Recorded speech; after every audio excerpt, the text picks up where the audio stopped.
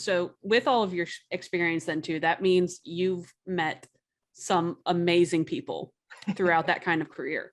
So who is someone that you've learned a lot from as an actress? Anyone particularly influential, even if it was for a short amount of time that you were with them? Yeah, one of my favorite experiences ever was a very small part I played on a movie called Elysium. Mm-hmm. And Jodie Foster was the lead on that. And so sometimes there's a hierarchy on set where they have, like, you know, even inside a building, they'll make little tents so that people have privacy. So there was, like, we were in this warehouse and there was this little, like, privacy tent for Jodie. And then the rest of us who were playing that day were in this other sort of area of this warehouse.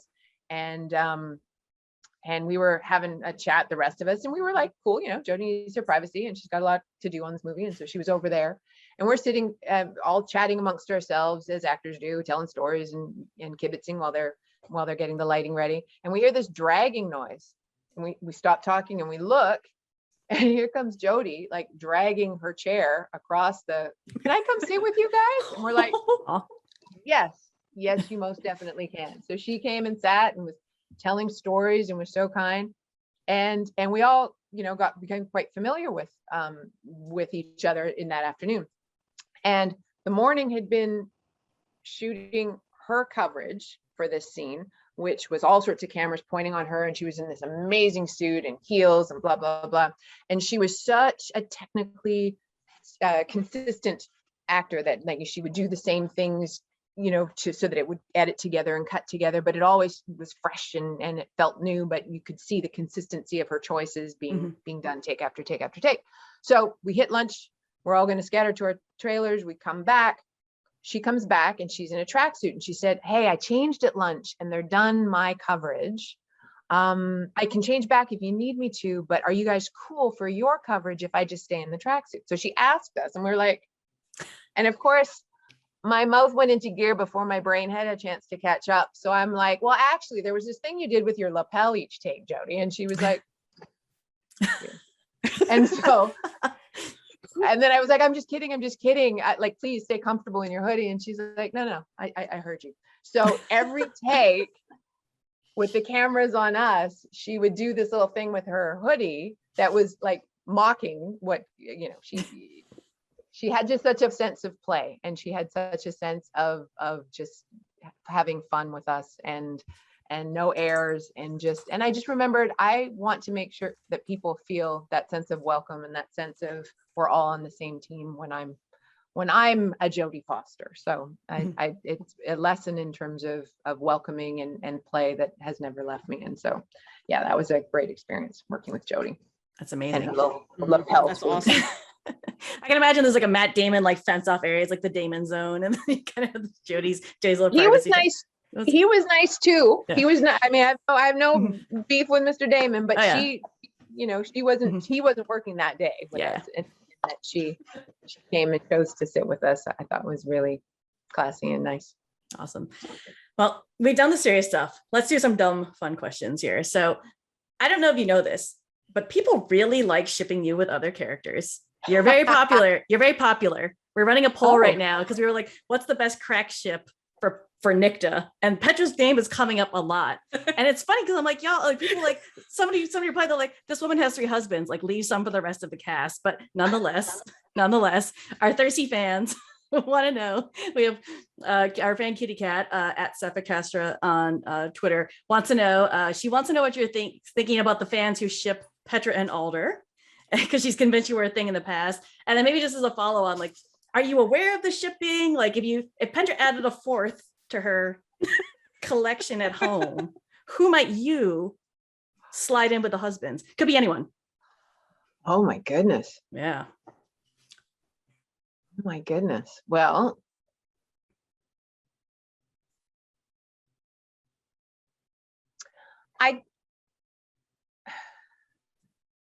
I am aware of the shipping, and I've been watching that, and I saw the sort of Tally Alder shipping set sail, and I saw that there was some Alder all weather, I think was our hashtag. All weather. Yep. So I saw that, and I could see that because we did kind of have that sort of like Sam and Diane passionate clashing. So I could see Alder for sure. But I don't think Alder would be a fourth in anybody's. No. She is number one, so, and that is it. Yeah, you'll be joining her harem, not the other way around. I think. So I don't know, Berryessa would be fun. Ooh. I could see Berryessa. I could see Isadora. I think there's a sense of clarity there. I think Anacostia and Petra are more like sisters and would not. Yeah. And I think we've united over our sort of caretaking of Alder from our different approaches to it. So I don't think that there's something there. Yeah, those are the two I could see, Berryessa or Isadora. Those are great answers. The Isadora fans are losing their minds listening to this podcast. When they hit this moment, the Isadora fans are going to be tweeting. They're like, yes, like validation, like, but very nice. But again, nice. that is Kat's opinion. That is not. That's true. Absolutely. Yeah. We always put caveats on the shipping questions, which is that you are not committing yourself or the show to any actual like ships setting sail. It's a fun little sort of mental exercise. Exactly. Okay. Well, since you've listened to the podcast with our interviewers, we play a little game called This or That. Okay. So I have your this or that questions, and answer as fast as you can. Okay. Puppies or kittens? Puppies. The Beatles or the Rolling Stones? Beatles. Planes or trains? Trains. Okay. Sweet or salty? Salty. Okay. Babies dressed as animals or animals dressed as humans? Animals dressed as humans. Yeah. That's an easy one. President Wade or General Alder? No comment. Oh. Were you trying to get me in trouble? Like, okay, there's the hard questions about things you can ask, but then there's other questions which just are going to like light my Twitter up on fire and have like, there's no pathway back from that question. So I'm like, self-preservation is. Oh, that's like me getting roasted for Arlen's who would you question kill on the bus? About who I would kill. Yes. I didn't like that one. Yeah, we paid the price you paid the price for that one. DJ. I paid the price. Oh my goodness. What are you talking about? Well, our final little section is called Turn the Tables, which is a chance for you. I saw you tweeting, so I know you're right. Oh my gosh, she's got a clipboard. I love it. People. I love the clipboard. Yeah. Well, those you were waiting for the video pod, like the audio podcast is gonna come up first. So Catherine has literally pulled out a clipboard, people. It's happening. All right, I'm ready for you too. Do it. All right. So which of the powers demonstrated on Motherland would you want to have and why? So weather work, sight, healing, invisibility, identity changing, making people do things. Which of the works would you want as your specialty? So I will go first here. I took the MFSRI's quiz on this. So I identify as a necro. For the show as a general specialty. So I would love to be able to grow my own mushrooms. It is a very horticulturally friendly power, in my opinion. And I love mushroom pasta. Oh, but that's a tough one. I want to say like the lava bending, because I thought that was so impressive looking, but I don't think it's very practical. So I think if I had to pick a practical power, let's see here. I like the face swapping. I feel like I could get up to some good mischief if I had the face swapping, or if I was just having a bad hair day. Like I could just, I would save a lot of money on salon bills. I would no longer have to, do anything with my hair. I would just fire it up and I would pick my look for the day. I'm gonna do my thing, Never a bad hair day then. No, never a bad hair day when you got the flame face power. So that would be my power. Okay. All right. Well, we are recording this on September 22nd, which is the first official day of fall. So, as they are wont to do with me, my thoughts turn to food. So, what is your favorite fall comfort food? Ooh. What are you looking forward to this season bringing? What is it? Oh God. Well, I mean, I'm a Thanksgiving nut. I'm an American, and especially now that I live in London and they don't do Thanksgiving here, so I have to work really hard to find it. So I'm a bit of a traditionalist. I love a good turkey. You know what? I like my favorite comfort food is it's after Thanksgiving, after American Thanksgiving, where you've got the leftovers, right? And you go to the fridge and you got that turkey just like waiting for you, putting a little sandwich, deal with the cranberry sauce, some nice bread. That's my comfort food is kind of like you engorge yourself on Thanksgiving Day and then you kind of like ride that out over the next several days of turkey sandwiches. So no, that's my comfort food. Definitely turkey. Okay. Okay. Solid, solid. Homemade turkey soup, actually, kind of on that same vein. My mom used to make a homemade turkey soup with the leftovers after both Thanksgiving and after Christmas. And so that first day when the soup's been cooking all day for 6 or 8 hours, you just smell the chicken stock going through the entire house. You go ahead and you put some rolls in the oven. They come out all nice and warm and buttery to go alongside the soup. And that's comfort right there. Very, very nice. Okay. I like that. What rituals have you developed in the last year? Like what self-care ritual has the last year brought to you that you will carry forward with you? I'm actually bad at self-care. That's the problem. Yeah. Not even joking. But for me, actually, my job, combination of my job and COVID has kind of caused me to have nice, lovely early bedtimes. So sometimes I'll even be in bed at 7:30 p.m. But I think one of the most healthy things is just making sure that I maintain a good sleep schedule. Because if you don't maintain a good sleep schedule, I mean, that's pretty much the building block that your entire day is built off of. So as much as I love all the viewers out there who stay up until 3 a.m. in order to try and watch the show in some way, shape, or form, please get sleep. Please have healthy sleep. It's Healthy lovely. sleep, that's a good one. That is a good one. Well, when everything started happening, I kept my commuting routine, which actually has been really good self-care for me. So instead of walking to work, I would just do a circuit. I still walk the same amount of distance every morning, like to start my work day. I think I'm a bit like Petra. Like I enjoy, that's like my me time. And so it's been really like, and I live in a beautiful place in London. So I get to walk through Hyde Park, which is one of our, it's a gorgeous, absolutely gorgeous park. And there's something really magical about like you turn a corner and you're like, I've not been down this path before, right? And giving yourself that permission to kind of like be in nature. Like I feel like I would hang out with Petra and quietly walk and not talk with her, but just like being on those walks, like I think like trying to keep some kind of structure to your day. So it's like it's the official starting of the day in my brain. I get a nice walk in. London is beautiful most of the year. Like there's never a bad time to walk. Again, I'm practically Canadian myself, so I'm very cold resistant. So like there's almost no weather in London I won't go do my morning commute in. So I love my morning commute, quote unquote, which is basically walk X amount of distance away from my house and then turn around and walk back through the park. Nice. Yeah. Nice. Those are very, very healthy rituals. Nicely done. Thank you. And my last one is if you feel, what life lesson do you think you have distilled from watching Motherland? Like what is a piece of wisdom that you've carried out of that storytelling into your real life that you think is something that you learned from Motherland? That's a great question. So actually Motherland, and we've talked a couple times about this, Motherland has been extremely helpful in bringing people together.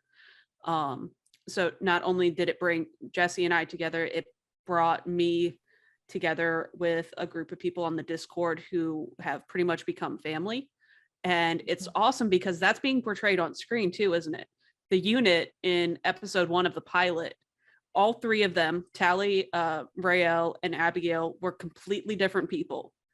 But they were able to they overcame their differences, either just through trust or trial and tribulation or whatnot.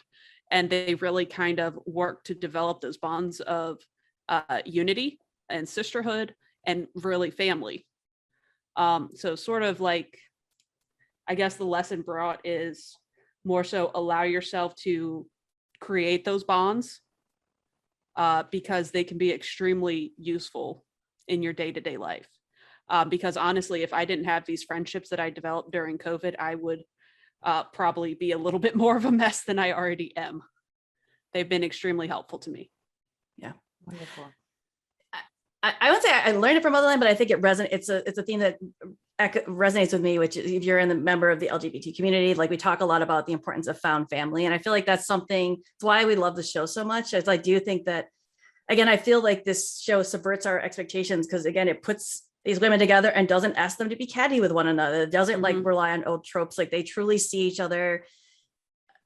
I think, you point out that Petra changes her mind, but I think that the characters like share information and are open to one another and through their support and love and this sort of sense of found family, right? Like are kind of creating something really beautiful in the world. And that really resonates with me and it makes me feel really good as a person. And I think that's why we have the fan community we have around the show is, I do feel like it's a little community out there that we're a part of. So I feel like there's a really strong sense of belonging and non-judgment. I think that's really beautiful about the show. Like, yeah, Petra has 3 husbands, but it's not a joke. Like we're not making fun of her, right? Like it's just, it is what it is. And that's who Petra is. And she's allowed to love who she loves. And, all of the characters are allowed to kind of like love each other, however they need to love each other. And I think that's really beautiful because it's not a message show. That's the brilliant part. It's just kind of it reminds me of like, when Dan Levy created Schitt's Creek, he said, I just want to imagine a world where they're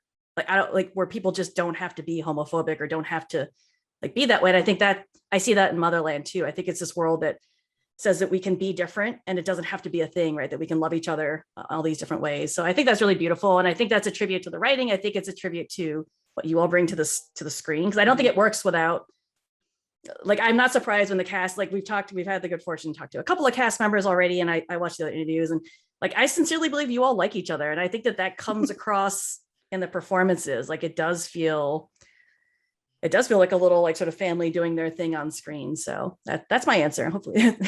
I love it. And it means a lot. It means a lot to hear what we are so proud of, meaning that to you. It makes it even more special for us. So thank you for sharing that with me. Oh, that's a great question to end on, Catherine. Like It is. I feel like I'm like, I could talk to you for another like 3 hours if you let us, but I want to be respectful of your time. Thank you so much for coming on the show today. It was such a pleasure hearing how you think about your work and just being here. It means a lot to us. So thank you so much. Thank you for having me. This was truly a pleasure.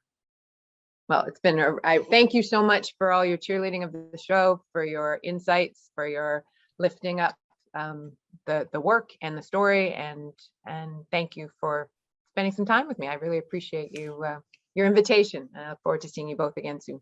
Absolutely. Well, I'd say I have Petra's storyline is one of the ones I'm really, really excited about in season 3. So I'm sure we're just as excited as you are, I think, to get to see where Elliot takes your character. Because I'm going to I have the powers of prognostication.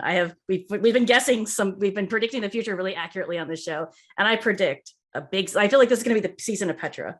I feel like this could be a big, big season for Petra. And I'm really excited to see where you take the character next season. Well, thank you from your lips to the writer's ears. That's right. I hope Elliot if his ears are tingling, I'm sending you this message, Elliot, like year of Petra. This is big, big year for her. Amazing. Well, thank you. Thank you for your support of her and of me and of the show. All right, awesome. Well, thank you folks for listening to another episode of the Fort Salem Witching Hour podcast. You can get us on the various socials at FS Witching Hour. You can get me on Twitter. I am at mad_typist and DJ is at DJDix. Catherine is the cat LH, I believe. Did I get that right? All right, good. It'll also be in the show notes. If you're not following Catherine and you're listening to this show, like, what are you doing with your life, people? Like, follow this woman on Twitter, follow her on Instagram, check out her website. We're going to post all the links here. And hopefully we'll be back with more exciting off-season content, because just because season 2 is over doesn't mean the party stops for us. We'll be with you until season 3 comes back. So thanks for listening, and you all have a terrific witching day. See y'all next time.